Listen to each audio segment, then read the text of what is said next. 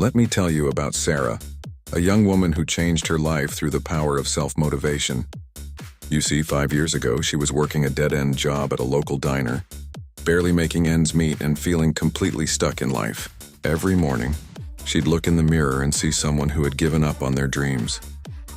But one particularly rough day, after getting yelled at by an angry customer, something inside her snapped. Not in a bad way, but in a way that woke her up. She remembered how she used to dream of becoming a software engineer, but had convinced herself it was impossible. This reminds me of Steve Jobs, who faced rejection after dropping out of college and being kicked out of his own company. But he didn't let these setbacks define him. He kept pushing forward, believing in his vision, and eventually returned to Apple to transform it into one of the most valuable companies in the world.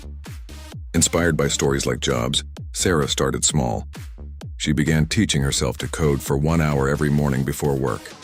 Some days she wanted to quit, especially when the code wouldn't work, or when she was exhausted from her diner shifts. But she created a ritual. Every morning, she'd write down, "I am becoming who I want to be," on a sticky note and put it on her laptop. She joined online coding communities, saved every penny she could for an online course, and spent her lunch breaks watching programming tutorials. The key was that no one was pushing her. It all came from within.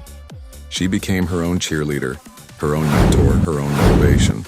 After 18 months of consistent effort, Sarah landed her first junior developer position.